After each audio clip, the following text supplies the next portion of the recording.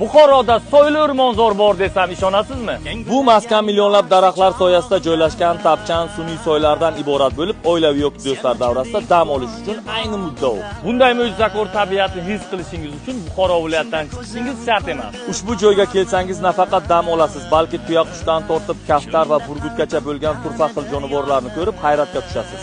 Endi esa toza sog'ilgan tuya sutini ichib ko'ramiz. Shaxsan bu yerning menga yoqqan tomoni daraxt ustidagi tapchan bo'ldi. Noodatiy, lekin nihoyatda go'zal va huzurbaxsh. Qozon, qo'ra, ko'rpacha yoki idish tovuq izlab ovora bo'lish shart emas. Bu yerda hammasi oldindan muhayyo qilib qo'yilgan ekan.